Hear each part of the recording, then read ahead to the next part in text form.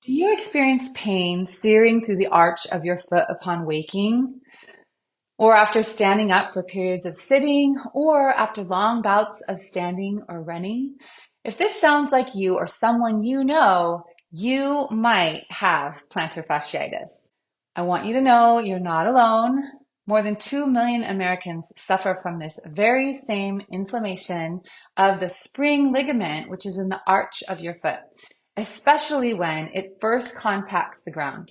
The pain can start mild and eventually it worsens in severity. And if it's totally ignored, it can become chronic. I really just like that word, chronic. A lot of people have ideas about plantar fasciitis. And before we talk about anything else, let's dispel any myths about plantar fasciitis right here. Relief from pain does not require surgery. Some people believe that you're more prone if you are flat-footed, or what we call pronation, which is a collapse of the mid-arch of the foot.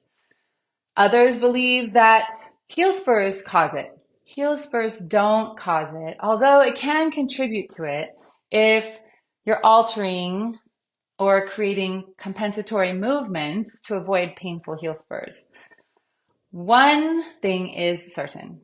It is possible to overcome. That's why I don't like that word chronic. And I promise that it doesn't have to last forever and you can heal from it. And in this video, I want to explore this very common diagnosis and share some tips for how to help you or your clients feel empowered and not disempowered when dealing with this very common issue, using some unique tools that you all have access to because literally they are right at your feet.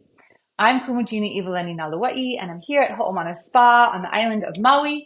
I gather here with healers, body workers, and practitioners from all over the world, especially those that love to learn teachings of Hawaiian Lomi Lomi, Ho'oponopono, and of course, how to live in the spirit of aloha. We gather right here to wrap the arms of aloha around the globe. So let me know in the comments below exactly where you're tuning in from so that I know just how far reaching the aloha is spreading. Before we jump right in to plantar fasciitis, I want to share about our live courses that are up and coming. I'm so excited to share that we have released our 2025 calendar. And if you are thinking about joining us here on Maui for one of our beautiful live retreats, please put 2025 in the comments below and we'll get you everything you need to join us right here. All right, let's get started. The plantar fascia is comprised of the ligaments of the foot that stretch from the calf muscle around the heel through the arch of the foot and all the way to the toes. Once there's inflammation, micro tears and stiffening set in this area. As I said before, it's often caused by altering your gait or your movements on the foot, wearing unsupported shoes for prolonged periods of standing, walking, running. We see it also in dancers, and it can be a long road to recovery. That's because we depend on our feet to work for us every single day. In Hawaiian philosophy and what we call the wisdom of the bones, the emotional and spiritual aspect of what may be underlying when someone presents with physical symptoms in this area in the feet are that the feet are the deep, wise roots that connect us to the earth. It helps us to balance every step on our earthly and our spiritual journey. Where are they in their journey? What are they pulling back from? What do they need to push forward through? And what we can do with this sometimes persistent problem using gifts from the earth is to invite our Aina family helpers to show us the road to recovery. Let's look to nature to show us the way. Stones can transmute and transform energy.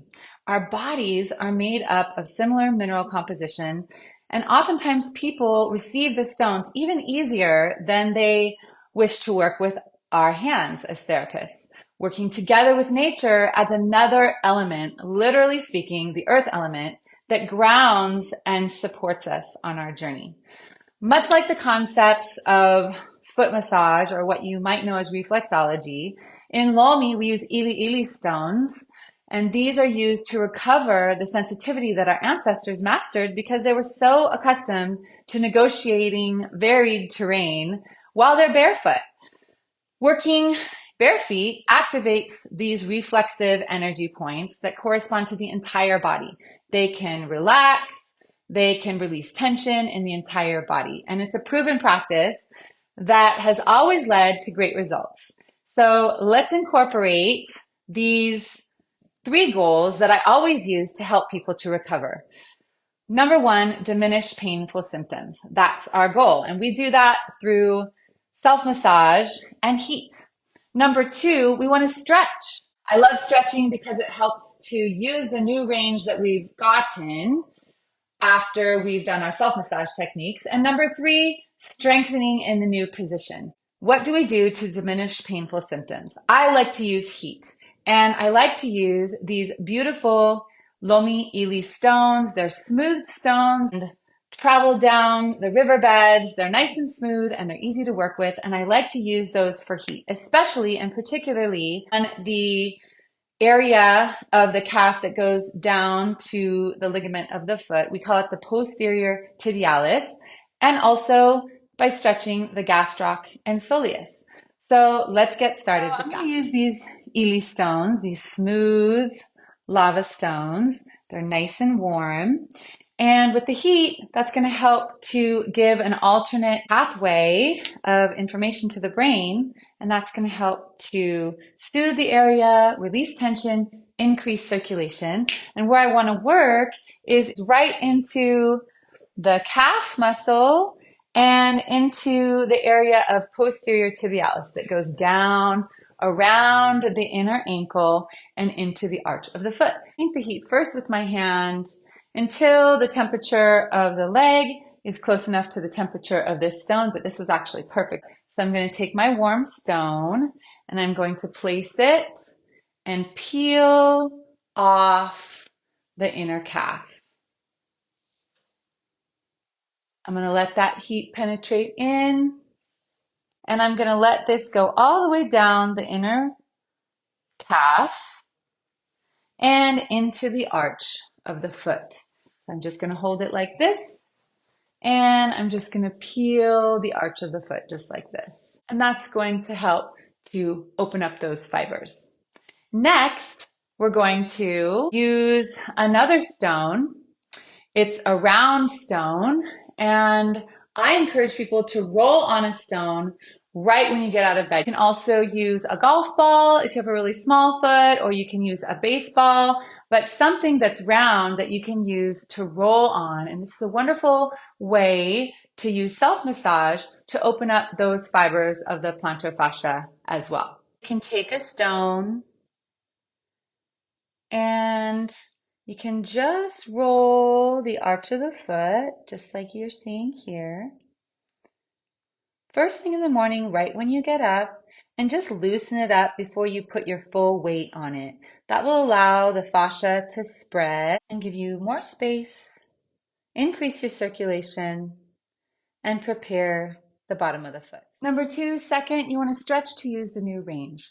Let's begin by stretching the gastrocs with the knee straight over a rock, hanging over the edge, and then with the knee bent. By stretching with a straight knee, you're affecting the gastrocs. By stretching with a bent knee, you're affecting the soleus. By holding for 30 seconds, you ensure that you can lengthen those structures and teach your foot a new position to be in, a more lengthened and relaxed position. Number 3, when we're strengthening, we can also use stones. I'm going to teach you a strengthening activity where you're also stretching out the foot, and a strengthening activity using a stone underneath your foot. The first thing that you can do is you're going to grab a stone underneath your curled toes. Once you have the stone underneath your curled toes, Then you can walk around with them under your toes. This is going to strengthen the arch of your foot. It's going to work all the muscles on the underside of your foot, and it's going to strengthen the lifting of that arch. The second exercise for both strengthening and stretching is to place stones between the toes. When you place stones between the toes and then in a stretched position of the foot, begin exploring all the different movements that your ankle and foot is able to do. One of the things I like to do is, with the stones in the foot, spell out the word aloha.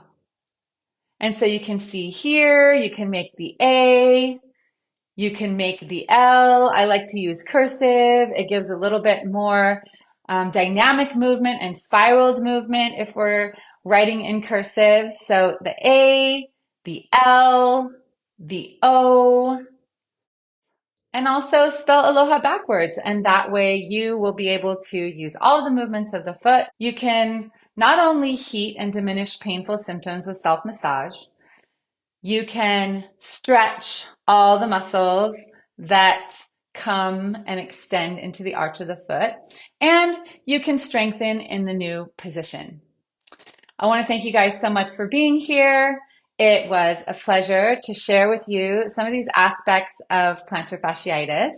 And remember, if you would like to come and join us for a live retreat right here on Maui, please just put 2025 in the comments below to receive our 2025 calendar.